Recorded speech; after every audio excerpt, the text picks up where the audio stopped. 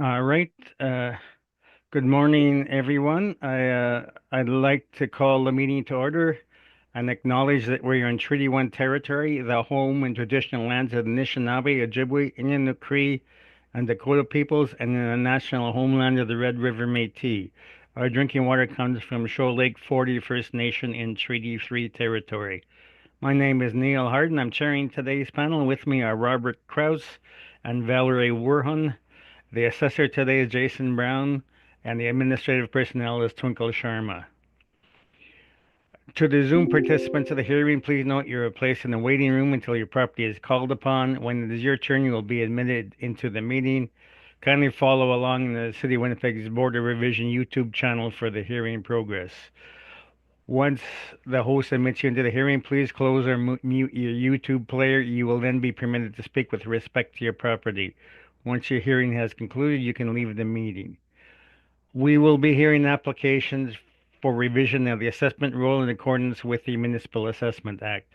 The matters for which revision is requested have been described in each application and will limit discussion to those matters. The statements that are made at this hearing are sworn testimony. Anyone speaking to the matters must be sworn in. Be advised that comparisons of assessments of properties are not considered evidence of market value by the board. The board is appointed annually by council and is independent of it in the city administration. It makes its decisions on the basis of the evidence provided at this hearing and issues a written order that may be mailed to all parties as soon as possible. Please note that the board's decision with respect to an application may be appealed to the Manitoba Municipal Board if the matter pertains to assessed value or classification, or the Court of King's Bench if that matter pertains to the application of exemptions from taxation. Should you wish to appeal, information on how to do so will be included with the board's order. With respect to the hearing process, I will confirm the points of appeal with your property to be addressed with each applicant following the swearing in.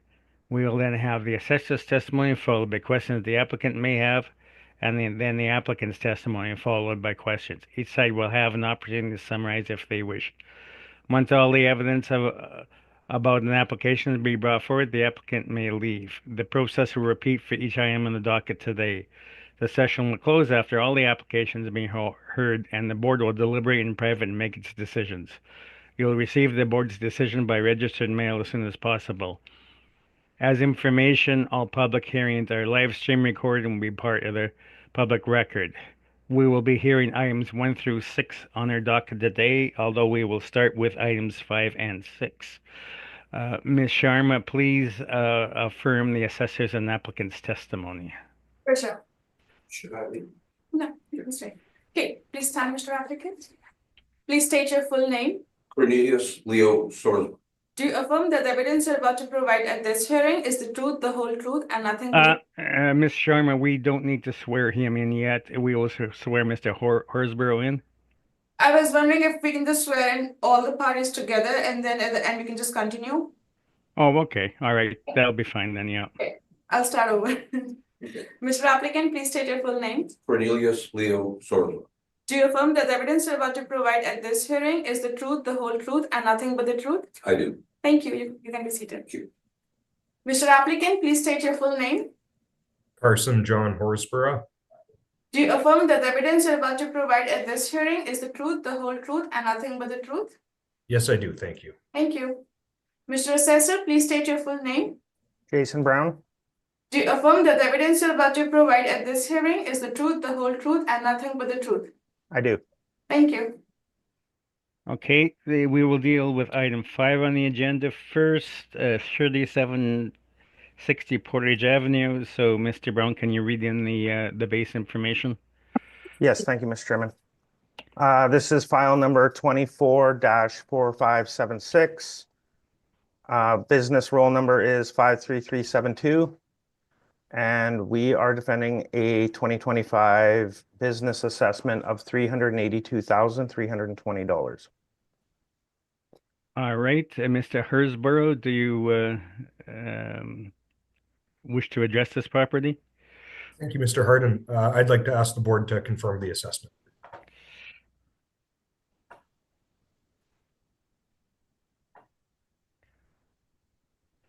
All right, is there any questions from the panel on the property? I have none, Mr. Chair. Thank you. None from me either, Mr. Chair. Thank you. Okay, thank you for that. Then we shall move on to 1485 Niagara Road.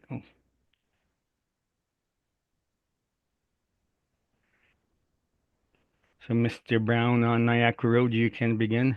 Thank you, Mr. Chairman. This is file number 24-4575. Business roll number is 531153. Civic address is 1485 Niagara Road East. This is the Super 8 Winnipeg East Hotel. The current business 2025 business assessment is 852,960. So for hotel business assessments, we use what's called an economic calculation, which is 10% of the realty value. The realty value for the subject property was reduced as part of the 2025 Realty Board of Revision application. So that revision was down to $6,647,000, which we've used for the base value of our calculation. We've taken 10% of that, and we've added the costs totaling $2.70 to the entire square footage of 41,024 square feet. And that's how we arrive at our recommended value of $775,440. Okay, so Mr. Horsburgh, how do you feel about that recommendation? I'd like to accept. Okay, thank you very much. And any questions from the panel on this property? I do not, Mr. Chair. Thank you. No questions from me either, Mr. Chair. Thank you. Okay, thank you. So thank you, Mr. Horsburgh, and we will now proceed on to 101 Sherbrooke for the 2024 assessment year. Thank you very much, everyone. Goodbye. Thank you.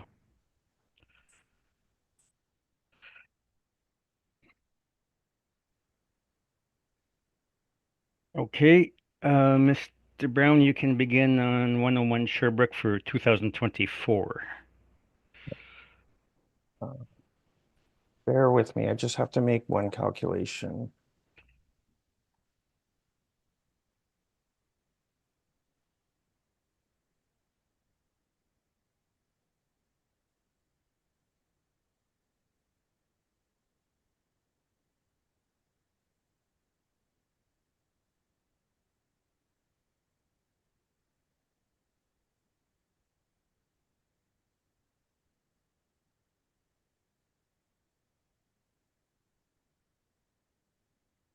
Okay.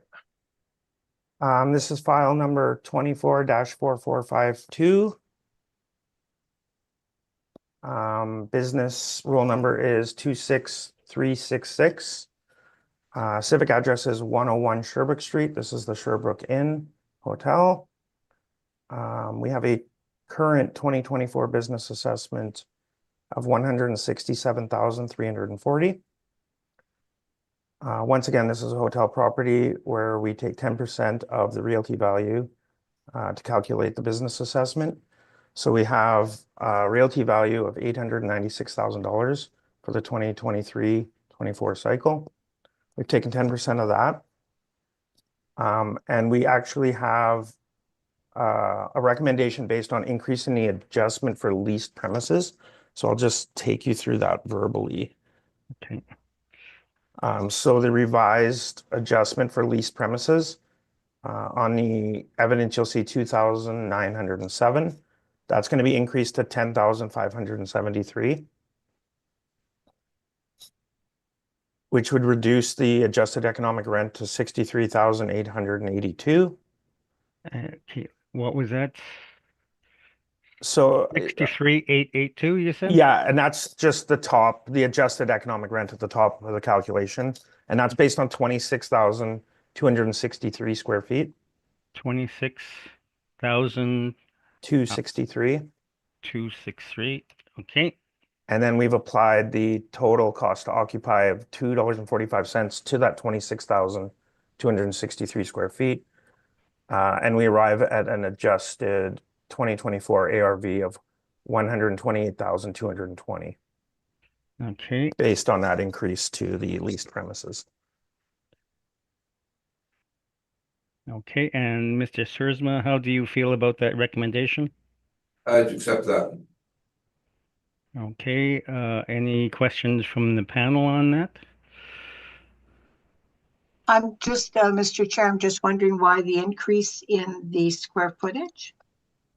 So, as part of Mr. Sorsma's evidence, which was new information to us, since he's purchased the property, he's leased the lounge out to a third party, the lounge and vendor. And so that was 6,000 square feet. And then there is a new retail store that was added to, that was part of the old restaurant. So it was just basically some outdated areas that we had. And so we're just updating the areas based on the new owner's calculations. Okay, thank you very much. No further questions. All right. Mr. Kraus, any questions? No questions for me, thank you. All right, thank you for that. Then we will move on to the 2025 assessment year for that. So, Mr. Brown. Thank you, Mr. Chairman. This is file number 24-4530. Once again, we have the business roll number of 26366 and the civic address of 101 Sherbrooke Street. We have a current 2025 business assessment at 178,980. Based on the calculations that we went over on the previous file, so we've adjusted the lease premises up to 10,573. This would lower the 2025 ARV to 138,540. Okay. Can you give me the base rent then? So once again, I'll just pull it up. When we back out that leased area, we get the new area of 26,263. The adjusted economic rent for that new area is 67,661. And then Okay. we've applied the total cost of occupancy of $2.70 per square foot to that revised square footage. Yeah, you come up with 138,600? 138,540. 138. Okay. Is the city rounding down to the nearest number these days? I rounded down on this one. Okay. All right. And Mr. Swersma, how do you feel about that value? I'll accept that. All right. Any questions from the panel? I do not, Mr. Chair, thank you. Just, could you repeat the rent number again? It was 67. Just let me pull it up again, sorry. 67,661. 661. Correct. Okay, thank you. All right. Thank you for that. Then we will move on to 48 Albert. And for the 2023 assessment year.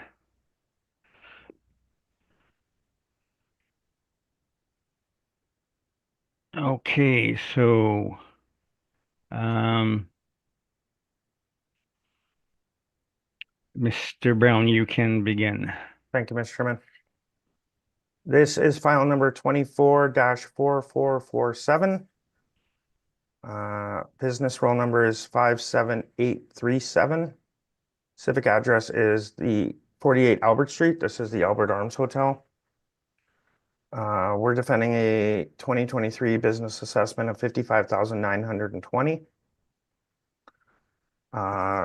This once again is an economic calculation based on the realty value.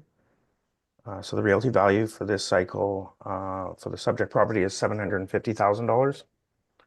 We've taken 10% of that, and we backed out the leased premises of 15,358 square feet.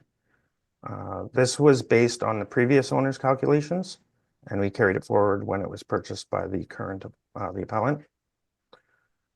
So that gives us a revised area of 10,316 square feet, to which we've applied $2.50 per square foot, which gives us our ARV rounded of 55,920.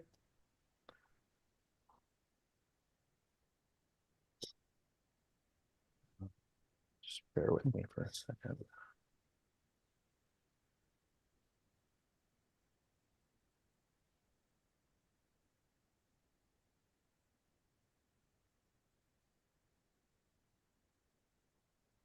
Okay, on page 2, I have the assessment notice that went out to the current owner of $750,000, showing the start of the calculation, the base. There's some photographs on page 3 and 4. And then I have a municipal board order on the following pages. This just outlines some of the legislation involved in doing hotel BAs. It involves the Manitoba Municipal Act and the City of Winnipeg Charter. And it just kind of outlines the process of the economic calculation that I've gone through earlier. I won't go through it for this property, but based on that evidence, we're asking that the assessment be confirmed at 55,920. Thank you. Okay, questions, Mr. Sursma? Yeah. Your calculations, I'm not going to say are out of line based on the protocol you're following.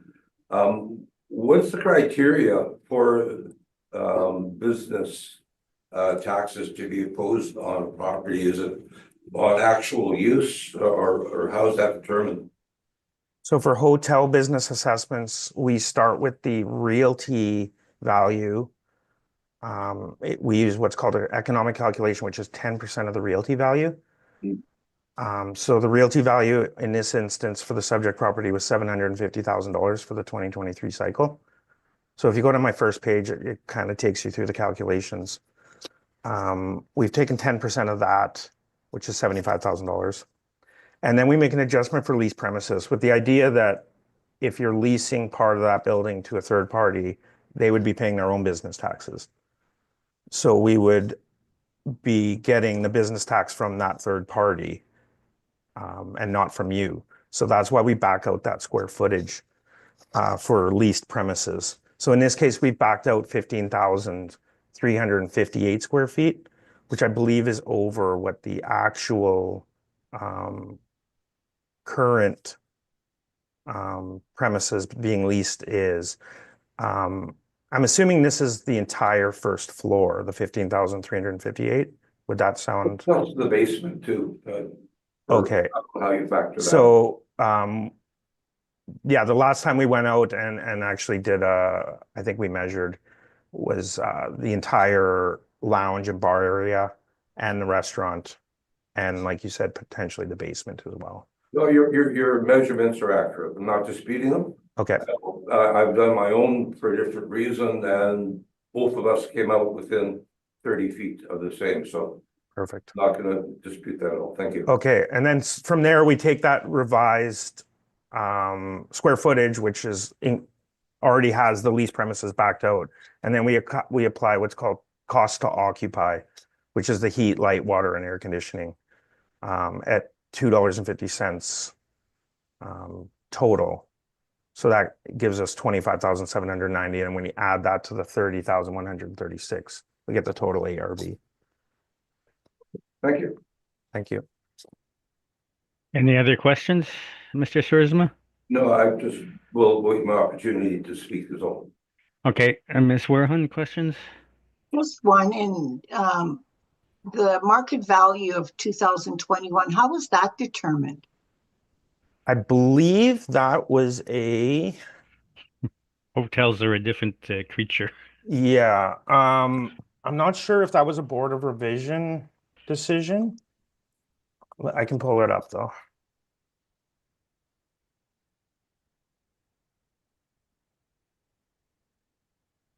So this was appealed in 2020, but not 2023.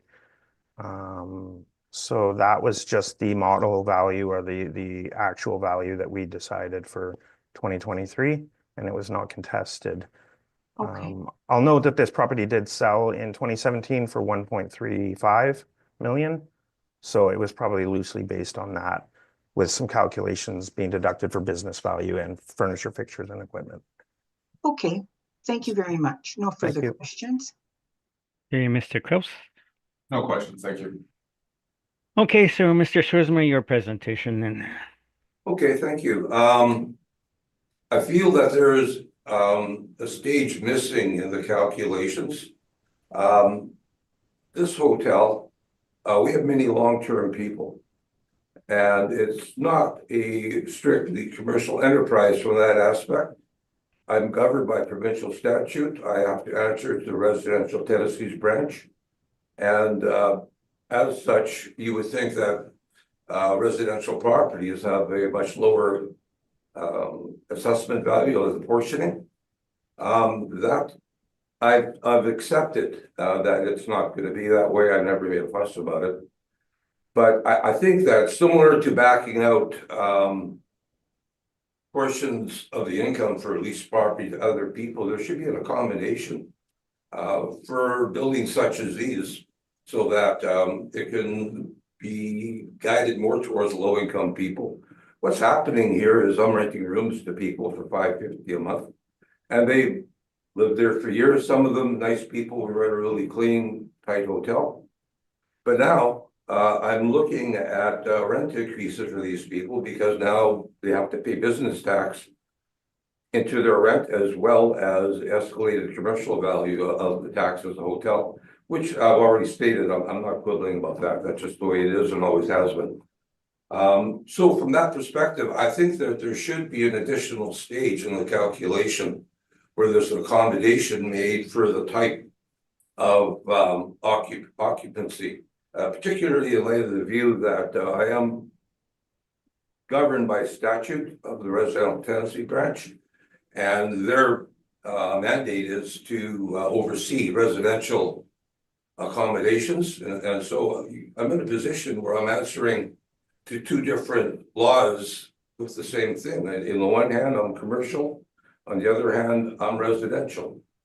And I think that there should be some thought given to accommodating that sort of an institution where there's a accommodation made for the type of operation I'm running. Okay, is that your presentation? Yes, thank you. What can I ask? What do you feel an appropriate value would be then? Well, we file accommodation tax returns monthly.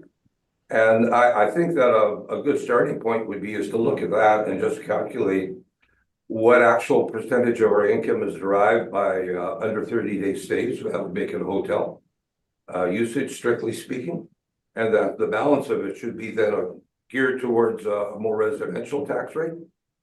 And I'd say like 1% of our stays are short term. Generally, what happens is we let people move in and they like it and they just never leave because it's quiet, it's safe, there's no problems. They don't have to worry about the doors getting kicked in or anything. And so it just, they don't move on.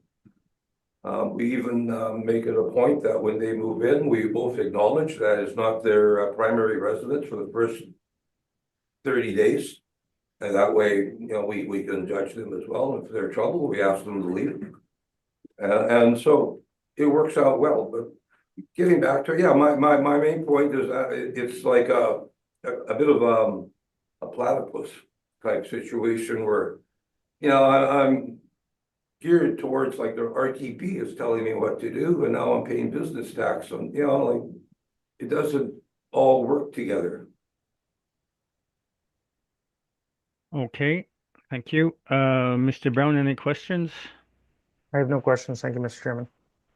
Mr. Kraus? Do you know, at this time, do you know what percentage are long-term? Like, Oh, as of right today, yeah, Or what's- everybody there has been there for more than 30 days right now. oh, okay, so it's Yeah. almost, it's close to 100%. Close to 100, yes. Thank you, those are my questions. Ms. Werhan? No, thank you. Okay, I guess this is direct at both of you. Then it sounds like this is operating more as an apartment building if it's under the residential tenancies branch than a hotel. Is that would that be correct? I imagine so, although it's not an apartment building, it is a hotel. We operate with liquor license as well. It's like a beast of its own. And I'm fine with that. Actually, there's advantages to being a hotel. I'm allowed to be stricter with people that move in. We can, as I say, have them move in for 30 days. If they're fine people and they're not going around torturing other occupants and such, they're welcome to stay. But if we take them in and there's a gross error, well, then we can deal with it effectively outside of the confines of the RTB. But the moment they've stayed there for more than 30 days, I have to answer to the RTB, and we abide by that. That's the law. Does that answer your question? Yeah, I think so. I guess now, Mr. Brown, with this property, typically hotels are based on the departmental incomes and that sort of thing. Um, do you know if that was this in this instance? This was done on a site-specific income approach for the realty level. It is unique, but we do have other properties like this, such as, so we have two different classifications of hotels. We have rooms hotels and beverage hotels. Basically, rooms hotels derive most of their income from rooms, and beverage hotels derive most of their income from beverage sales and VLTs. So most beverage hotels, and in my experience, are monthly rentals. Places such as the McLaren, or there's quite a few of them. But yeah, what sets us apart from an apartment, Mr. Swartzman was right, is the ability to have a liquor license and a lounge and VLTs, so you have more income streams. But they are unique properties, and I believe they're pretty unique to Winnipeg, actually. Okay, thank you very much. Let's move on to the 25 business assessment. Just a quick question. Why was there no 2024 appeal? The 2023 and 24 would be covered under this file number. Oh, okay. So it was appealed for both years then? Yeah, so when the property sold, it slipped through the cracks and we didn't get the new owner put in right away. So this was actually sold in 2017. So there was actually a 5-year gap of missed BA on this property. Okay. All right. So let's move on to the 25 assessment year then, Mr. Brown. Thank you, Mr. Chairman. So this is file number 24-4531. Once again, the civic address is the 48 Albert Street. This is the Albert Arms Hotel once again. Business roll number is 57837, and we are defending a 2025 business assessment of 64,620. So the same calculations as the previous file, save for the new starting point of $916,000, which we can see on page 2 from the property assessment notice, that this was valued at $916,000 for the 2025 cycle. So we've started with that as the base of the calculation. And once again, we backed out 15,358 square feet for the leased premises. This gives us our revised square footage of 10,316 square feet, to which we've added the total cost to occupy at $2.70. which gives us our total rounded ARV of 64,620. And similar to the previous file, I have some pictures following that and the municipal board decision outlining the legislation and the process of Hotel BA. So based on that evidence, we're asking that ARV be confirmed. Thank you. Okay, questions, Mr. Sorsma? No, it would just be a repeat of the previous lot of questions. No point wasting everybody's time by going over the same thing twice. Okay, Mr. Kraus, any questions? Just, you had mentioned previously that there are obviously other hotels that are in the same situation. Do you know of any sort of taxable accommodations that have been done to deal with this, or is it just, this is the method that the city uses presently? We have to follow the legislation as it's currently written. I believe to make that accommodation, it would have to be a change to the legislation because we're mandated to be fair and consistent across all the properties. This is all on, unfortunately, the page numbers aren't there, but probably about 3 or 4 from the end. Okay.